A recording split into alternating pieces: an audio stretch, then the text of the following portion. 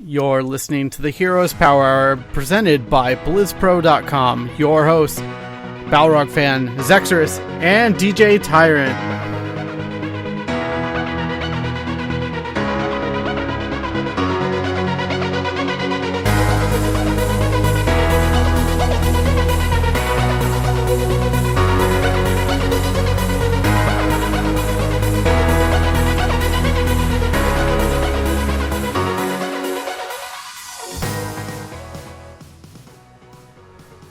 Welcome everyone to episode 57 of the Heroes Power Hour, the Heroes of the Storm podcast brought to you by BlizzPro.com. I am DJ Tyrant, and we have a few extra faces with us tonight. Balrog, you want to introduce our two new friends that are joining us? Yes. I met both of these individuals back in... You were in Alpha too, right, Carl? No, I was in beta right after they started selling the accounts. Oh, okay, you got in on the Founders Pack. I've been playing with these two for a long time. They play on Team Blizz Pro. First off, we got PF... Or I never really asked you how you pronounce... PFlameg G. Yeah, you just pronounce the letters on either end like the letter, and then you say the word in the middle. Got it. I usually call you Carl, so I never really asked. That's fair. And we also have Artifice. Now, Artifice we've been playing with since the Alpha. Digi and I think we just randomly queued together one time and then ran about... I think it was a mix of random queues, and then we started doing customs together. Yeah. Yep. And they're going to join us on the show moving forward. They've already been playing on the Cheer League games with us, so I'm excited to have them, and I hope all of you enjoy their presence. And if you have any questions, their Twitter handles are right there below. And yeah, that's a good intro. I don't hear the cat, but I do hear the Skype sounds. So, Willie, you want to hop in here? Do I want to hop in here? Yeah, do you got anything to say to the new welcome, maybe? Carl, you're the worst player I ever played with, but I my really don't gosh. want to play. I don't want to play with anybody else but Carl, because in his badness, he comes full circle and becomes good. And I like playing with Artifice because mainly she's around during the day when I'm all by myself, and there's really those two nerds on the other side of me aren't around or doing other things. Yeah, they're lame day jobs, working at an office and stuff. Ugh. So I've got to play a lot with Artifice, and she's very fun to play with because she gets angry like I do. Oh, yeah. And it's enjoyable. Team Tilt. Most definitely. So, so moving forward, they will be on the podcast with us, and if you have any questions, feel free to ask, or I think it's going to be great. Jimmy was really on the fence about you guys, though. We had to, fill out a lot of paperwork. No, I right under the bus. always appreciate having more voices from the community, and Carl is someone I've played a bunch with, and I feel like I learned something every time I play with Carl about the game. And Artifice, we just started playing together, but it's always nice to have a female voice on team chat. I'm actually not female. I identify as an attack helicopter, so I'm sensitive to that. See, that's why too, because of Twitch memes. You obviously don't follow her Tumblr. Oh my goodness. I'm supposed to have a Tumblr? Yes. Is that required? It's required. That's where all the attack helicopters I met are. All right. I'll get on that. So, pretty exciting week in games. We had the Cheer League this last week. It was the first game of Season 2, and that ended up going really well, especially since, we kind of just pulled in Jimmy and Artifice, the night before we kind of put that all together? Yeah, 1 or 2 days before work. Yeah, we didn't get too much practice in, but we ended up doing fairly well. We got the win. It was very clean, I think.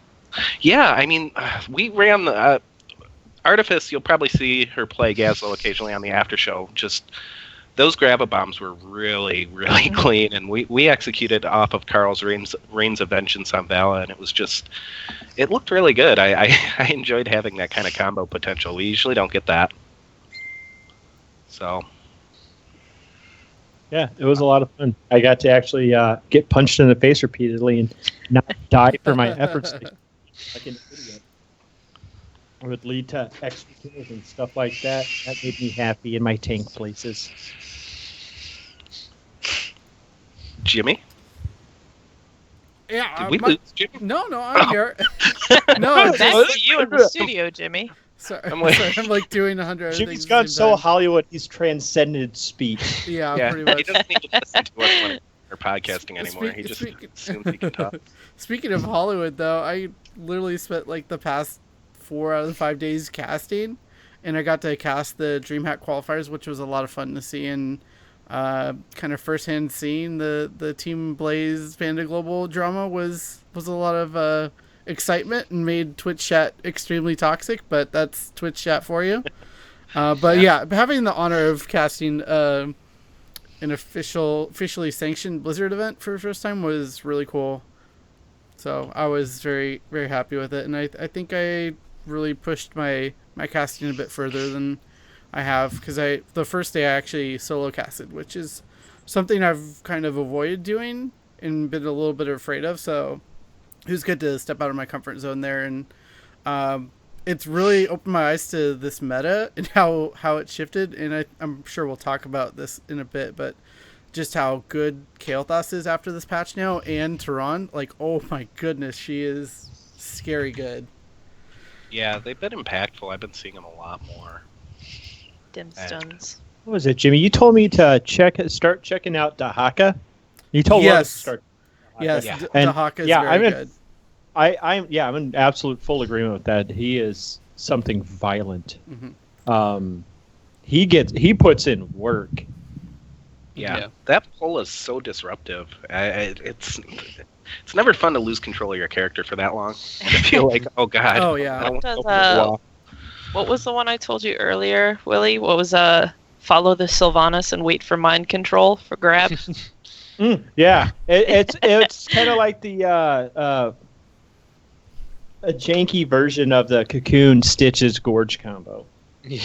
Yeah. And Yeah, it worked out hilariously well. What I were you have a gonna- hard time when I'm learning how to play the Hawk. I kept trying to use like a Stitches hook and just initiate the fight with it. Whiffed horribly, but I think it's really good if you're like in like a bit of a melee. Everyone's losing track of their characters, and you throw out somebody and stick them. Yeah, and I think the thing is, I forget the name of the talent, but the level 20 talent that just reduces the cooldown on the Z a whole bunch is just, it's ridiculous. Like, the map Apex presence is just Predator. absurd. Yeah, Apex Predator. Yeah, But yeah, that is was- an absolutely absurd That's a fun talent, one. but It was fun to see. And I have to say, the craziest games I saw, not necessarily that I casted, were all on Towers of Doom.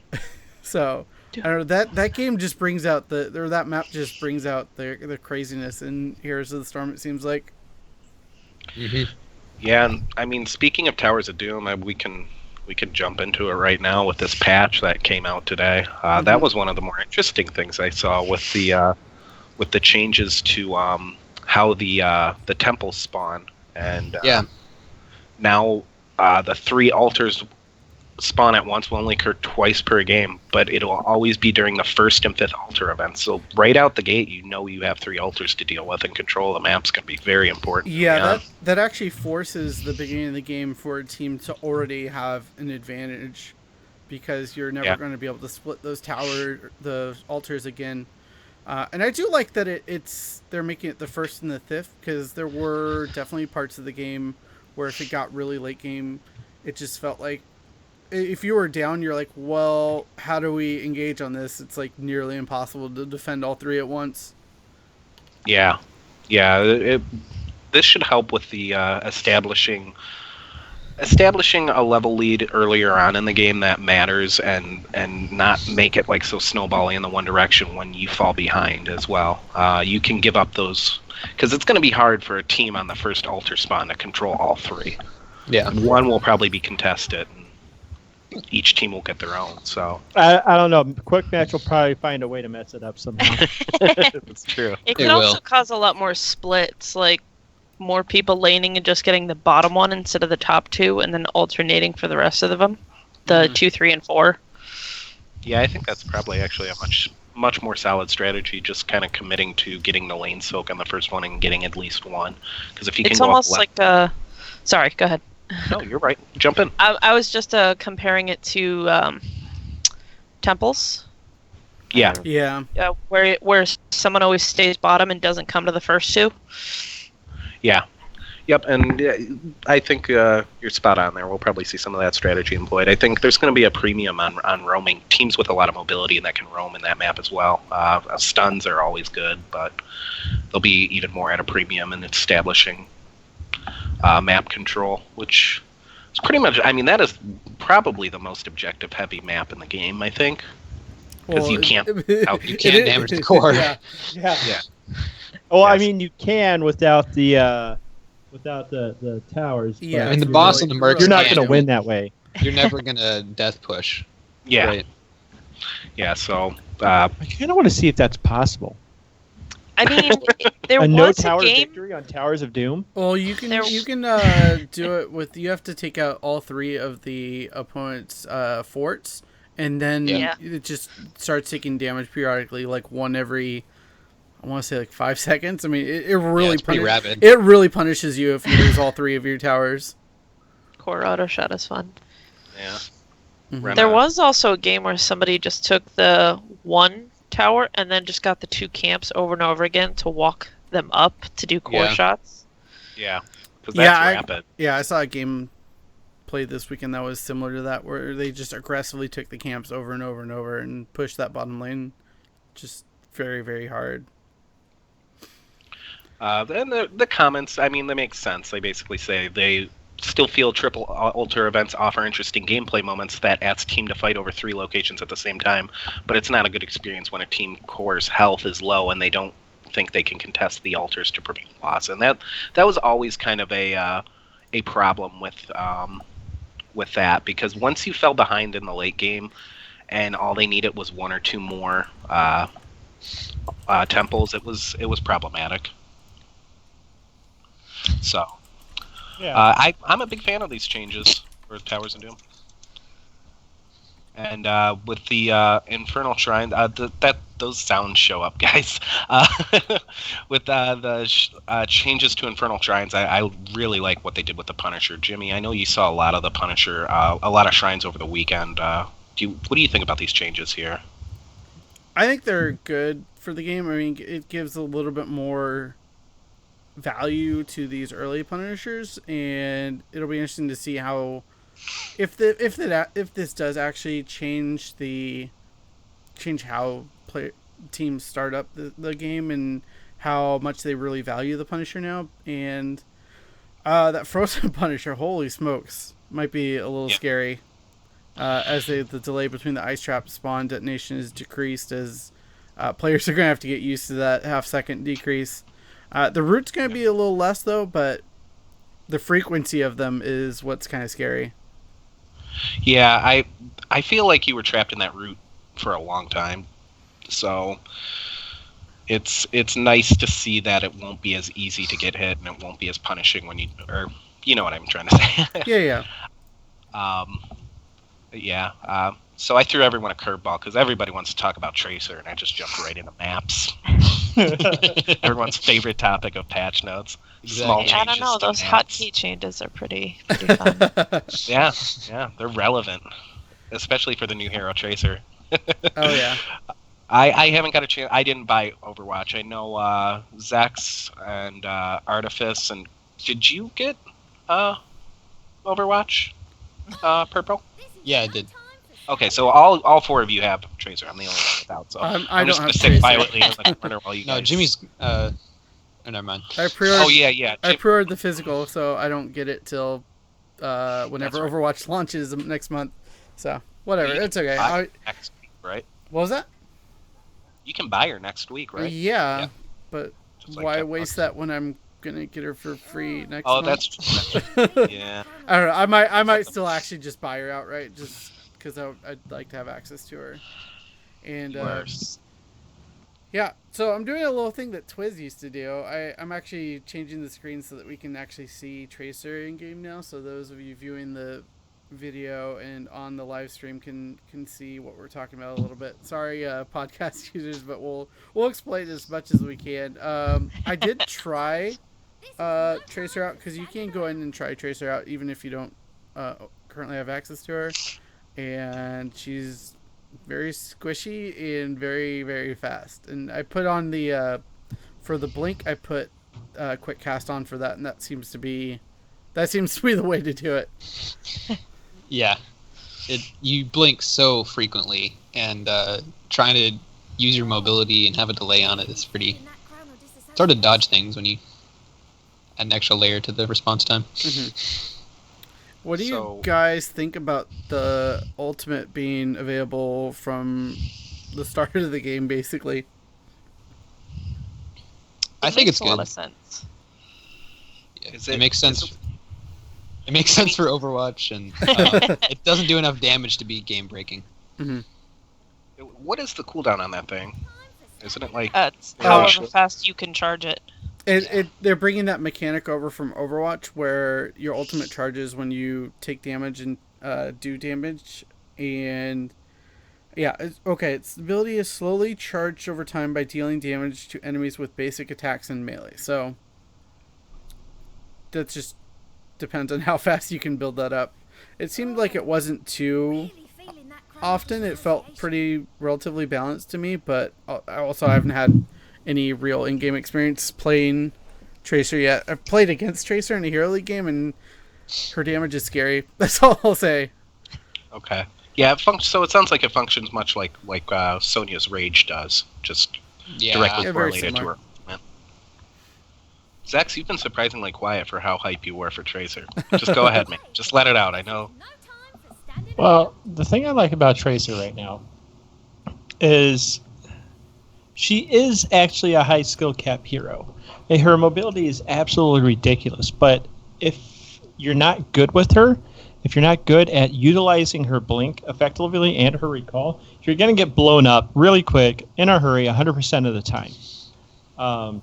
She is probably the most positional heavy hero in the game right now.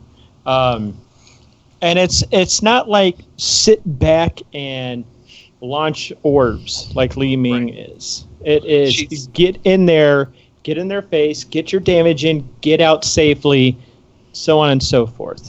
And I really like she does it very, very well. She's not OP. Like, you can deal with her. Like, I was just crapping all over Tracers today with Dahaka. Right. Just because he dispositions her probably out of the worst of all and just puts irreversible damage on her. You know, if like you hook her with stitches, oh boy, now what? But Dahaka has the drag dark swarm combo, and like me and this Zool made this Tracer play just absolutely as safe as could be, because I would drag Dark Swarmer, and then he would hit his prison on her, and she would be forced to recall from that. So now she's out for 20 seconds. She can't engage the way she wants to. You know, she doesn't have that get out of jail free card anymore. So I mean, there's ways to just make her life very uncomfortable. But when she's in a good comp and she can do her thing, she's really, really good at it. Like, she will put out a fair amount of damage for the amount of effort you have to put into it and the amount of risk you have to take trying to do it.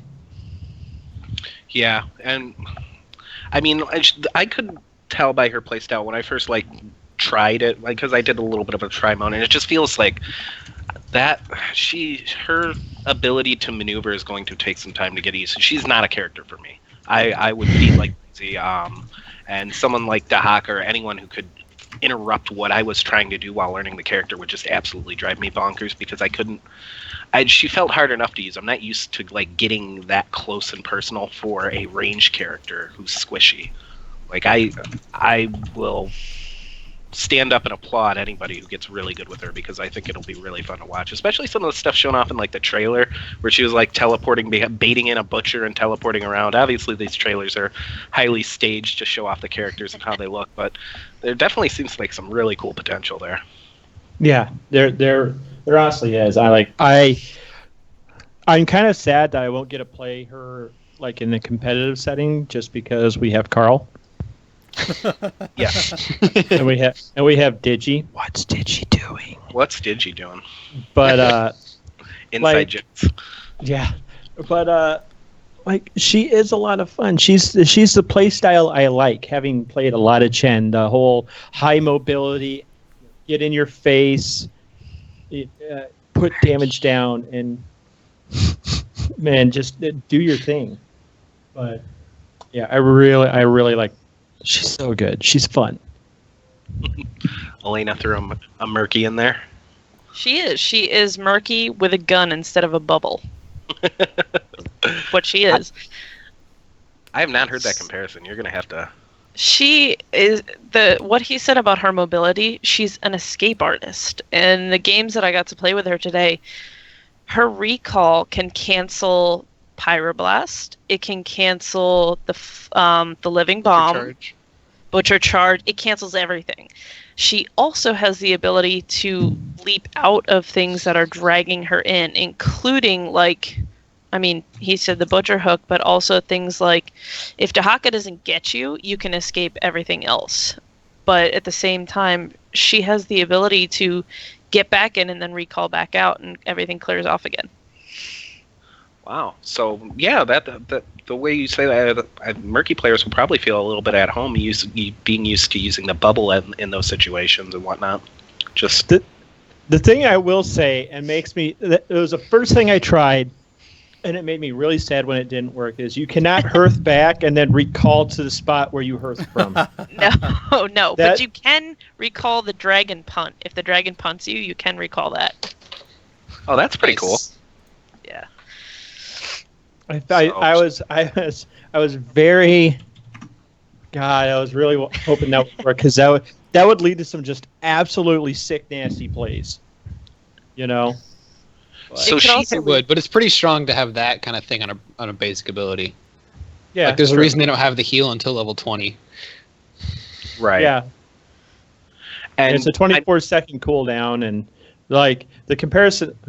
Here we go. Willie talks about Dota for a minute. The character Weaver has, that's his ultimate ability. Is he recalls, undo, does all the damage he's taken in the previous 4 seconds.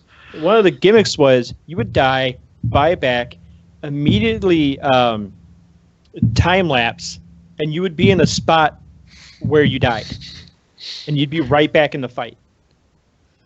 That's why I was kind of, hoping for the hearth and then recall, and I didn't get it. Yeah. It was sad, but I completely agree. That would be absolutely broken. And probably the biggest thing about her is her trait, where her basic attacks can be fired while she's moving, and she has basically what's for all intents and purposes an ammo system, where after she fires 10 shots, she'll automatically reload the ammo over 0.75 seconds. How does that feel to use? Is that is there going to be some adjustment period, like the moving and attacking, or does that feeling come pretty natural? Actually, she runs backwards when she's moving, so she's still shooting. Yeah. Yeah. If you're in range, feels kind of weird, but it's like stutter stepping without the stuttering. Yeah. You don't have to do any of the work; it does it for you. Yeah. It does take a little bit to kind of get used to, but it's not impossible. Just a couple games, I think. She can also reload on command with D. So if you want to try and time your reloading instead of the 10 shots, you could do it yourself. Oh, okay. I kept trying to reload with R a couple times after playing her in Overwatch. My ult and stuff. That's got to be fun for players coming over from Overwatch then. So, yeah, I mean, I think overall she looks just very fun. I think a lot of people are going to be really happy. I mean, everyone is talking about her, and It's going to be, as always, with these kind of heroes, I think it's going to be one of those things where we won't see her on the pro scene for a couple of weeks, and then one team will just make her look absolutely ridiculous. It happened with Cho'Gall initially, too, where Cho'Gall was released, and it was just quiet on the Cho'Gall front forever. Then one team picked him and was like, oh, wait, he really works. Well, also, so, we did that the other day. Yeah, we actually did that. That was luck. That was fun. But yeah, there's actually a rule for at least Blizzard events that it's like, I think 3 weeks that they can't select 2 weeks. Or 2 weeks. Okay. But it could be 3 weeks for Tracer because not everyone has access to it now. Yeah, it might be. They haven't made an official statement, though. And there are qualifiers for ESL this Sunday, I think. So that'll be our first NA tournament that I can think. Big NA tournament that'll be on this new patch. And no Tracer, though. No Tracer. No Tracer, though. But yeah, I mean, sometimes I feel like we don't see new heroes for a while. I mean, we haven't. There was a time where like Rayman was just non-existent. They might as well have not even released him. Then they finally fixed him a bit, and you started seeing him more. You don't really see a lot of Lunara, despite. I mean, I think she's pretty good. She's just different. She has a place on certain teams, on certain maps. You just never really see a lot of her, though. So it's always hype when the new hero comes out and somebody makes her look really cool and does some really cool plays with her, which she probably has the most potential of any hero in the game to do that. Oh yeah. Did we want to talk about Artanis at all? Because it sounds like he's going to be coming up in the meta now. We talked about how Blizzard had tweeted out that Twin Blades was going to get the charge inherently, or at least a version of charge inherently in it now. And with this patch, we got that now. It's half the distance that it was previously with the Zealot charge talent. So the Zealot charge talent just basically increases that charge distance to what it was. It's basically unchanged. The Zealot charge talent, just that charge is built into his toolkit now. He received a little bit of a health nerf, but other than that, it should be very interesting to see how he plays out. I'm excited to play him. So, has anyone? I'm assuming no one's played him yet, just because I haven't played as him. I've seen him in a lot of my games. He has a lot more. It gives him more uptime on his auto attacks, which means more shields, which means more survivability. So it's a pretty significant buff to him. I don't know if he's like OP right now, but I think he's definitely like viable, and you'll see teams playing him this weekend probably, unless they just need a lot of time to practice.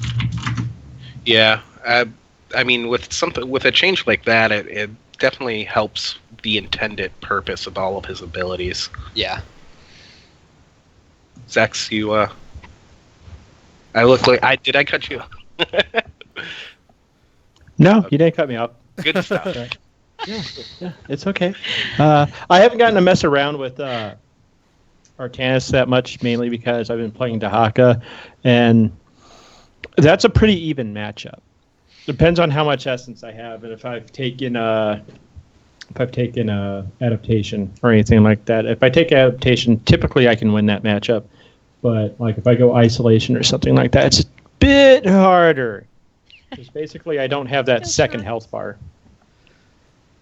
Yeah, I honestly Artanis is probably one of the heroes I played the least. I think he's the lowest level out of all the heroes and the only hero I don't own is Dahaka, so there's just something about him that doesn't click for me at all, and I usually like Bruiser Warriors, so maybe I'll give him another pass with these changes since everybody seems to be enjoying him so much now.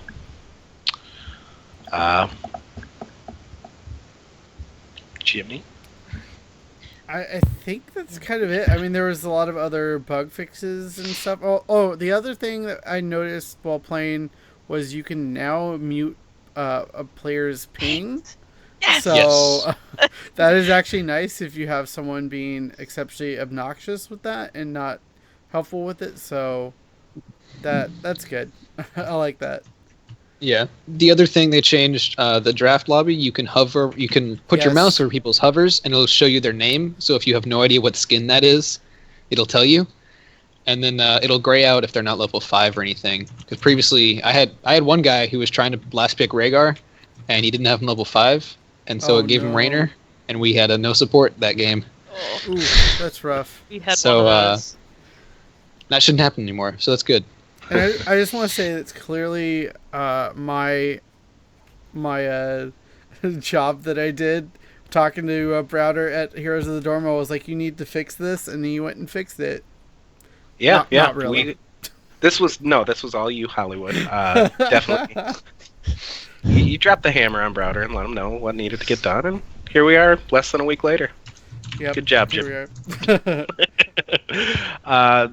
Greymane got a few changes as well. It seems like they're trying to make the functionality of his Gilnean cocktail more of what it was intended.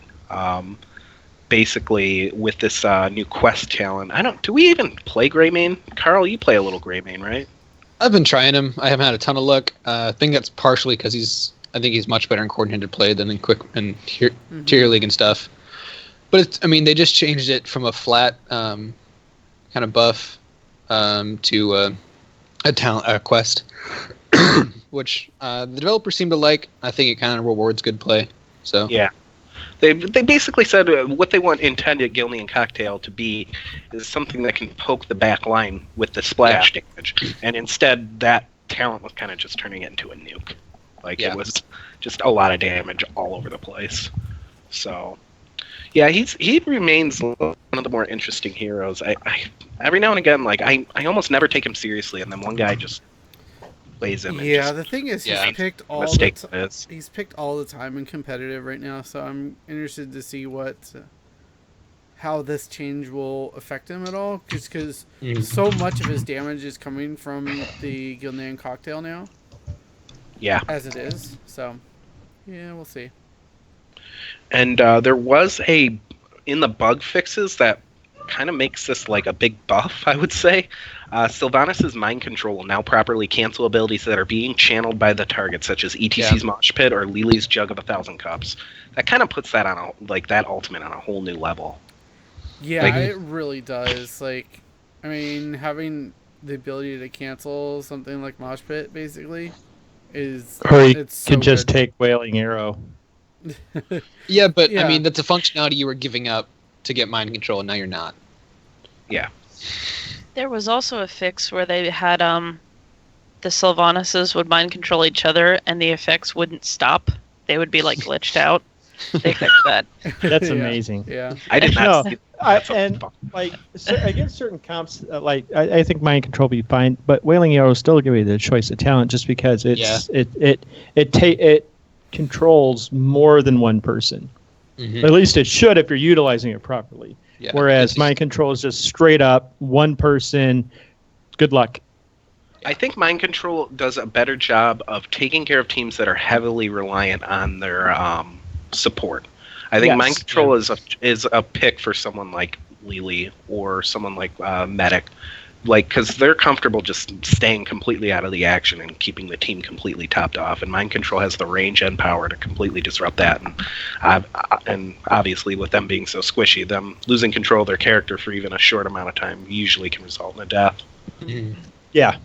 I tend to agree. The damage and the area of effect of Wailing Arrow is more impactful overall.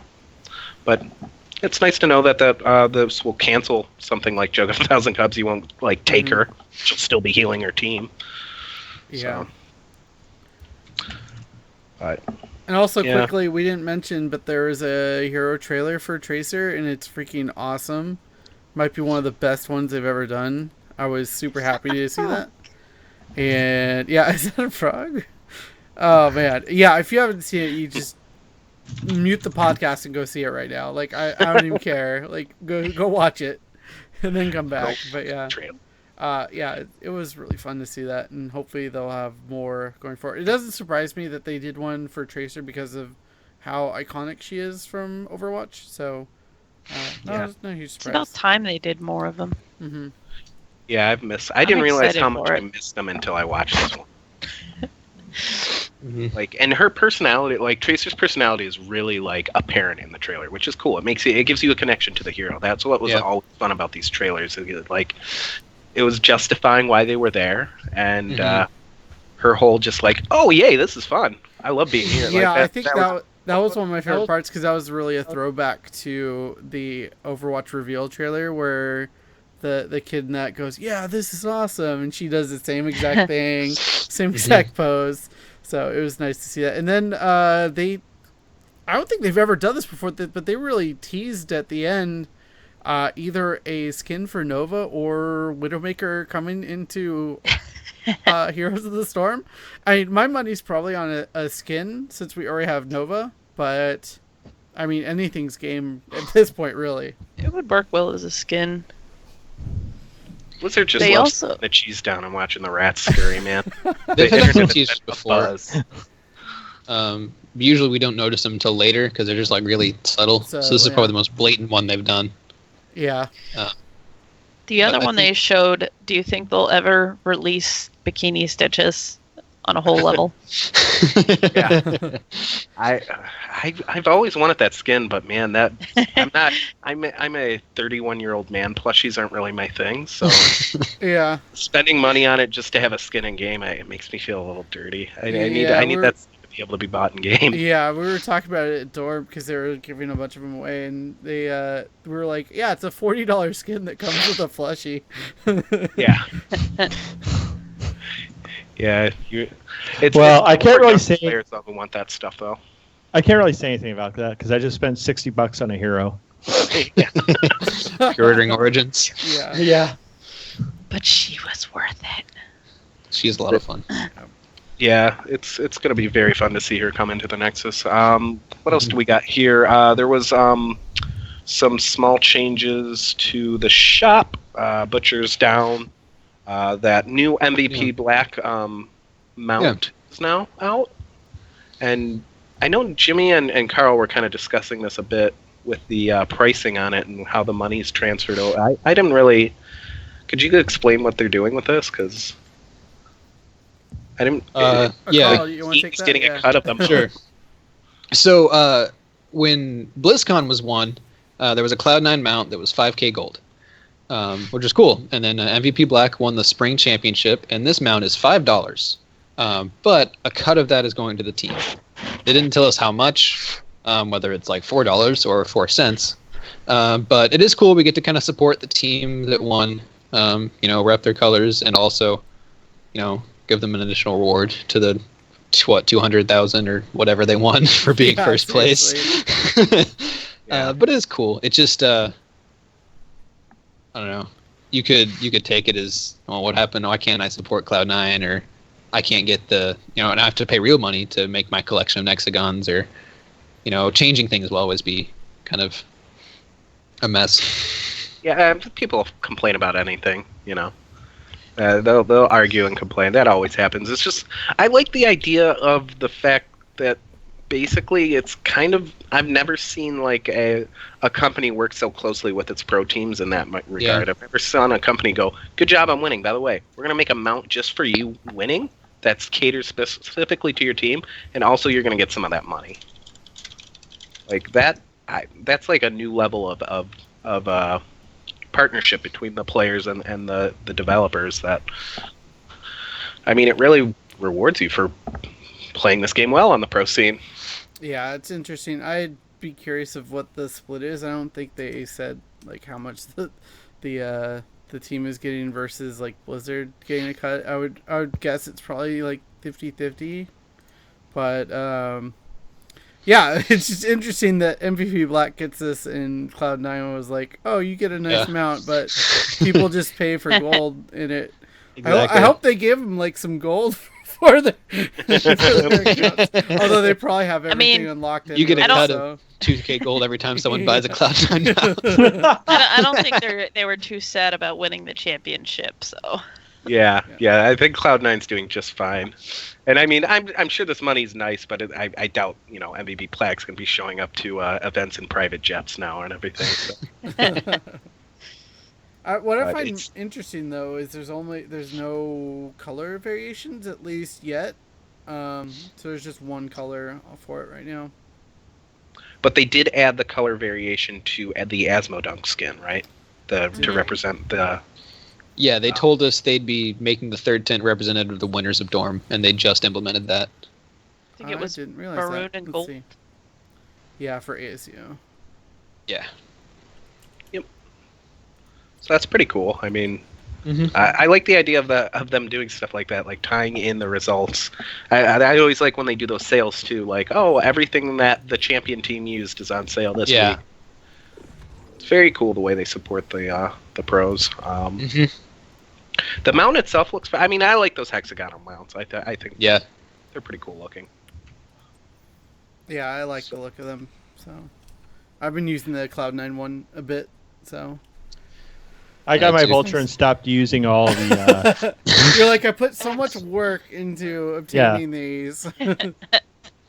I might use that championship banner if I'm feeling kind of froggy, but like I put like a lot of effort into smurfing up them 4 accounts, and I'm using it for a good reason.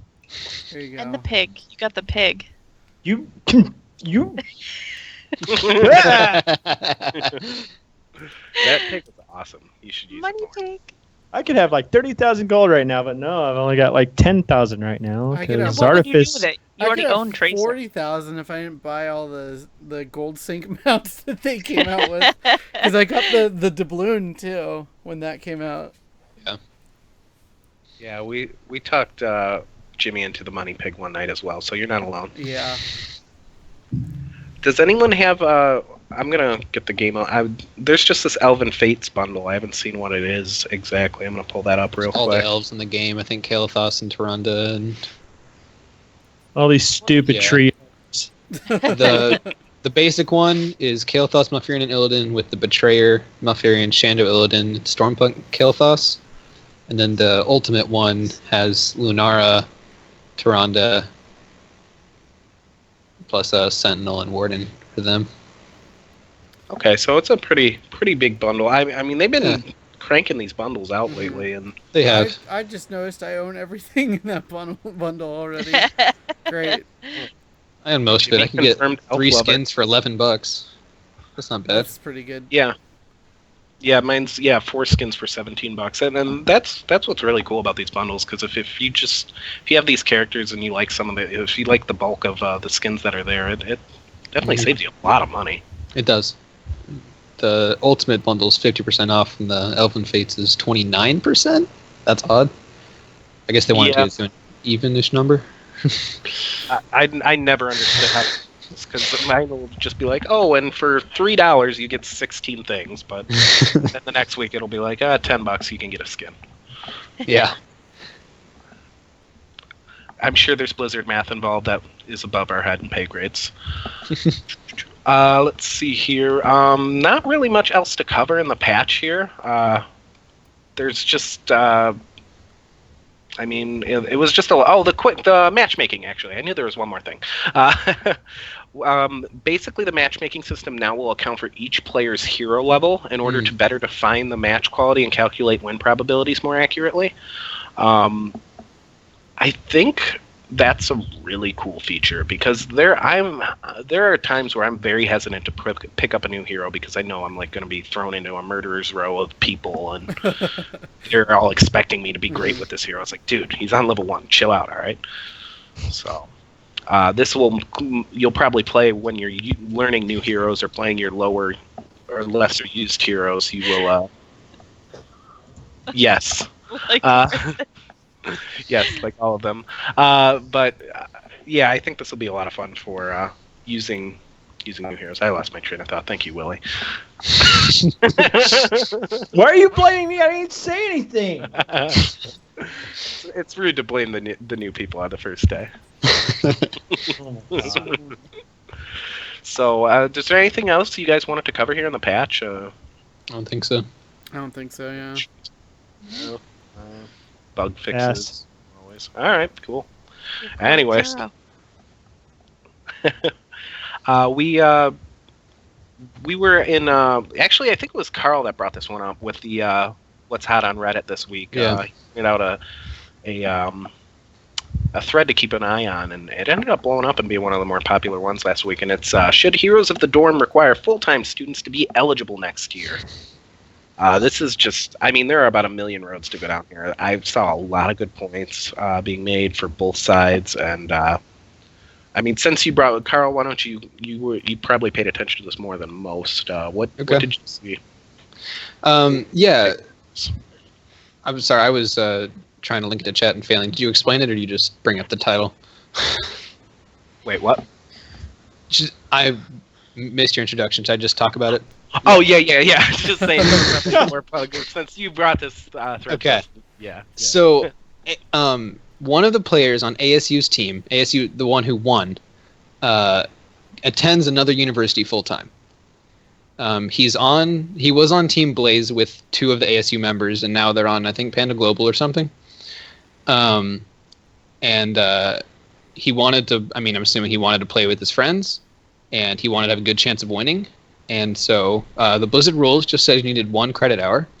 So he took an online course for 1 hour at ASU, met all the rules, played for them, won the whole thing. And as far as I can tell, they're going to pay for his tuition at the other school for the last year and a half or so that he's got left. They didn't break any rules. It's fully legal, as far as anyone can tell. But it's kind of, is this, in the future, should the rules change?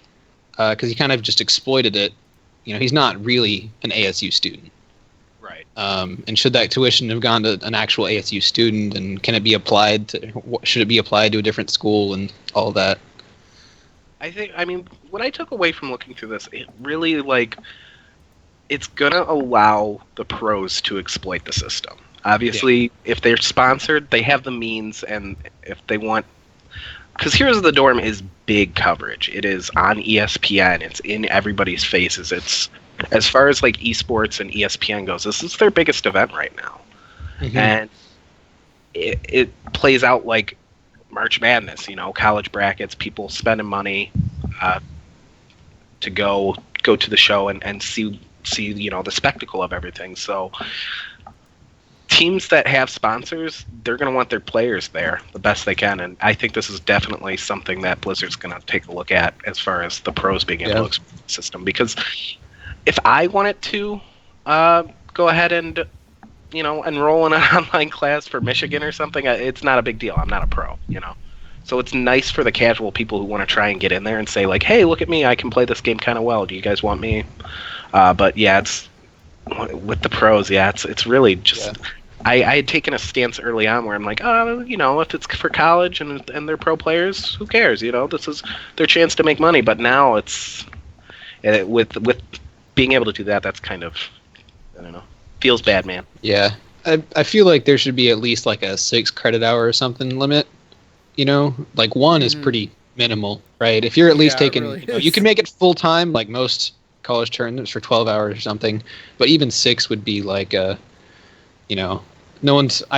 It's a much higher barrier of entry to take 2 courses somewhere than he probably took an online racquetball course or something. I don't know what it was, but an online racquetball course. Basics of squash 101. Well, you said what wasn't correct? I was Dota 2 last year was also on ESPN. Oh, was it? Oh, I didn't realize that. Yeah, no, Dota 2 is definitely bigger. Yeah, I didn't want to be like, you're wrong, Charlie. Yeah, you did. Yeah, you did. That's why I said it in the Skype chat. So I was just quiet. So behave. Privately poking the bear. Yeah. Yeah. So the beard. So I'm wondering. I don't particularly like this idea, but do we get the NCAA involved into esports? Oh, good God! As a regulatory body? Jesus, no. No. Yeah, we can get recruiters out there. Oh man, Yeah, that's so great. There's all autonomy over the sport if that happens. Mm-hmm. Yeah, no, it will no longer be in Blizzard's hands to dictate the rules. It will now be the regulatory body of the NCAA, and that's no. I like how Blizzard runs things. This was one person defeating the spirit of the rules, but not the letter. Yeah. Mm-hmm. And a simple adjustment. Second year? Yeah, this exactly. is the second year of Heroes of the Dorm. So I feel like the first one was at BlizzCon, and this one is bigger, but they can use that as okay, we did that, it happened, what's next? Yeah. Yeah, I think they'll They're going to change that. They don't want somebody going, hey, I registered for 1 credit hour. Yeah, and but now it's like where is a good point to draw the line, because some people are in college but they can only do like 2 or 3 classes because they also work full time or do this or that or something. I think when someone across the country registers for an online class for a college they're nowhere supposed to, like that's where you can see it. Like if they're already in the college and they're just taking 1 credit hour or something, but they've been going there for a while, then yeah, they can represent their college. But I feel like it's going to be hard to figure out the kind of right spot for this because, like you said, not everybody has the money to spend and go to college. Some people go really slow. But I think maybe they shouldn't. Maybe online courses shouldn't qualify. Yeah.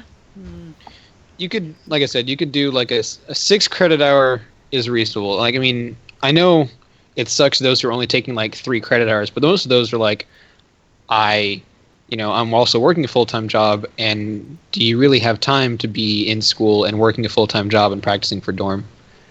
You could do a thing where you can't be enrolled in multiple colleges. For this specific incident. Yeah, I think that's probably a pretty big deal. Because technically they could play on 2 teams then. No. Right? Yeah. I mean, think so. I don't think they would, good logistics, but it's like, I don't think my college is good enough to win it, so I'm just going to go represent a different college and help them out. And it's just, I don't know, it's not really collegiate esports then. It's like professional sports, the light version. Yeah. Sorry, Jay Howe in chat killed me with University of Phoenix esports incoming. Dude, Jay Howe will always troll you. Don't worry about it. There was a cast. I have to get this story up. Sorry. There was a cast where we were talking about some games together, and he was like, I don't have you on stream, you can eat, and then I was on stream eating, and then chat just threw me under the bus. That is amazing. So yeah, pretty much, I mean, it's such a murky topic because there's just so much to get into and so many things where I don't understand how the eligible. What do Murlocs have to do with this? They have to do with everything. Yes. Zex, you've been surprisingly quiet. I was just talking a minute ago. I've said my piece on the subject. Like I think it's breaking the spirit of the rules, but not the letter. It will get changed. It needs to get changed. I like the idea of making sure they're only enrolled in one college, and that college is within a X amount of distance from them. But like you guys kind of covered pretty much everything. Actually, what I've said in the past as well about this kind of being the pro scene light version. Yeah. Because that was my fear before when we had 3/5 of Blaze. Yeah. On the team. That was my concern. Like, I kind of wish they won. I was really pulling for them, but now it's Panda Global. Yeah. Because they all left Blaze. They all left Blaze to go to Panda Global. Oh man. Yeah, but I kind of saw something. But can we talk about that? Like, I don't really. It's kind of cut and dry, really. I mean, they didn't qualify for day number 2, and 4 members of Team Blaze. Supposedly, I don't want to make any absolutes because I don't know the actual reality of the situation necessarily, but supposedly they reached out to Panda Global, and Panda Global signed them to a contract, and they qualified for DreamHack on the last day. That's crazy. And that's pretty much it. The heart of the issue is that they left Blaze to go get contracts and get some sort of compensation for playing Heroes of the Storm. In the middle of a tournament? No. So Saturday was qualifier number 2, and they missed out on qualifying. Then overnight, they went to Panda Global and qualified on day 3. which So Sunday was qualifier number 3, a unique qualifier. Yeah. The next day. Oh boy. Yeah, Kind of awkward. Yeah, that doesn't feel right. But I mean, players are free to do as they want, I guess. Yeah. I mean, feels bad, man. Do we want to mention the tiebreaker rule for summer regionals and all that? What is I that? don't know. I don't even remember. What it is. So there are 2 summer right. regionals that are going to happen. There's the one in DreamHack and the one elsewhere. So we have, we have the 8 teams that are qualified for that. They did that. And then starting this next weekend are the qualifiers for the second regional. And what happens is if 2 unique teams, because NA gets 2 slots for Worlds, right? If 2 unique teams win each regional, then they're the NA teams. And I think they play a best of 3 for seeding. If the same team wins both, then that team is first seed. And then if the same team won second at both, that team's second seed. And if a different team won both, then they play a best of 3. Oh my it's confusing, gosh. but that doesn't make any sense. The change that was nice from previous kind of multi-qualifier events was, if you were second place in the last event, it didn't matter if you got knocked out in the round of 128 for the first or whatever, you were in. Mm-hmm. Even though one team might have got second on the first qualifier and third on the second or whatever. So this way, you have to be in the top 8 both times to make it, and you have to beat the other second place team in a head-to-head. So it's not just, the Ventic could have gotten second place in the first qualifier, Tempo Storm second place in the second, and just because of how the day went, Tempo Storm's in and the Ventic isn't, regardless of who's better. oh jeez. So, they fixed that. That's good, because that sounds very complicated and probably something they were just overthinking a bit, and then they were like, oh wait, that can happen. Yeah, we better change that. Yeah. All right, before we wrap up, I think I have a question for everyone. Do you think Cloud9 qualifies for Worlds this time around? Because they looked pretty shaky in the qualifiers for DreamHack. It's a new meta. They do. I think they're going to take some time to figure this out, but we've got a couple weeks till the first regional, and then there's another regional, and I think they'll pull it through. Almost every time they've been on the big stage, they've come through. So, yeah, I gotta believe in Cloud9. I mean, I don't know. China kind of messed with them. You think so? Right after BlizzCon. Oh yeah, yeah. But they did not. It did not feel good for them. No, it in didn't. China. And then, and the first couple weeks after China, they weren't doing well in NA, and then they kind of got back together and started winning stuff again. And I think that's what's going to happen here. Yeah. We've got someone saying Cloud9 qualified in third qualifier. Yes, they did. They qualified on Sunday. Oh, okay. The final qualifier for DreamHack. They got beat by Tempo Storm in the first one and Gale Force in the second. Yep. So didn't that just render this whole conversation moot? No, I'm talking about Worlds. Oh, Worlds, okay. Yeah. Yeah, not the regional. I should learn to listen better. I mean, there's like probably 8,000 Blizzard tournaments this year, so it's tough to keep track of it. Yeah. But yeah, I think people have been sticking around, waiting for something to happen for long enough. So we are going to give away the Uther Lumberjack skin. So just go ahead and do exclamation. Wait, hold on. Let me start it before I tell you to do it. But yeah, the raffle is open. So exclamation raffle will enter you into that, and we'll start closing out the show. Talk about where to support us, where to find us on other places, and all that stuff. And yeah, Charlie. As always, you can join us for after show games. With 5 people on show now, we're going to have a lot more 5v5s coming up now, especially with the patrons. It's always fun when we can do 5v5. We can do it however you guys want.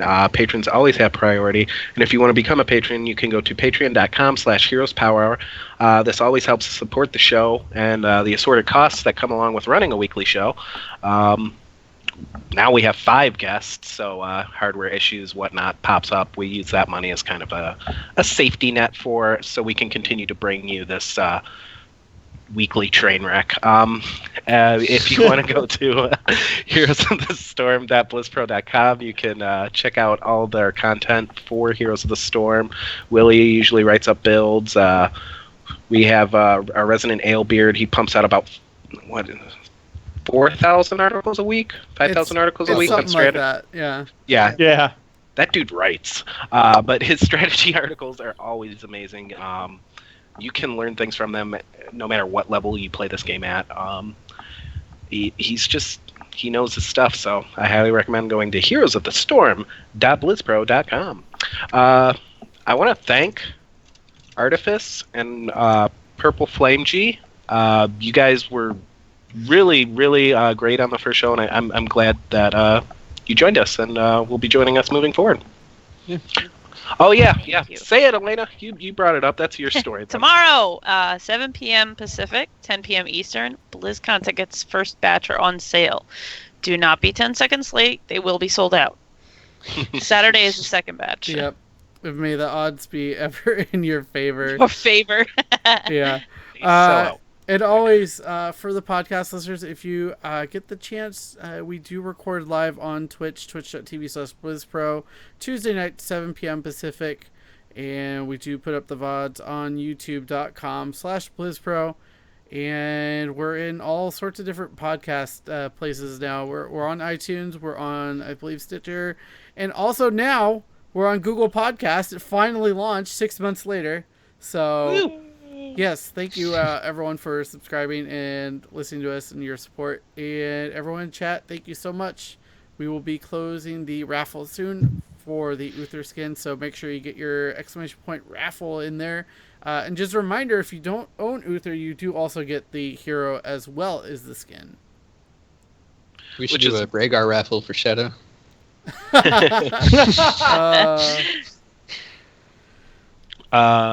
So we're supposed to, with the Google Play podcast, they seem to be doing a very good job with that. Yeah, Google Play Music. I like the way that they have it organized, really. So I just wanted to throw that in there because it's new, and some people have a hard time finding podcasts if they don't have iTunes, you know. Mm-hmm. Alrighty. Does a good job. Drum roll. No. Young Whimsy, thank you for entering chat the raffle, and I will send you a message on Twitch from my personal account, and look for that very shortly here. So thank you for checking out the show. We really appreciate it, and congratulations! Yay! I absolutely love Uther. Play him all the time now. It's Charlie's favorite skin. Yeah. He is very manly in that skin. So, yeah. I think that's it, guys. Yeah, I think so. Anything else? So. Yeah. That's it. Did we talk about the sub button that we have? We did not, because we have a subscribe button down there. Mm-hmm. I don't know which direction I'm pointing in. You subscribe, you get nice emotes like "Stay Tight." Yeah, the best. Honestly, it is the best subscription emote in the world. I want to say, maybe universe even. I don't know if there's Twitch on other planets, but it's a contender. So, BlizzPro Clam Chat. Oh yeah, Clam Chat too. It's pretty great. Clam Chat as well. Anyways, I think that's going to be it for this episode of Heroes Power, episode number 57. Thank you once again for hanging out with us and listening and your support. We greatly appreciate it. And thank you to our new co-hosts, PFlameg and Artifice. Stay tight, everyone.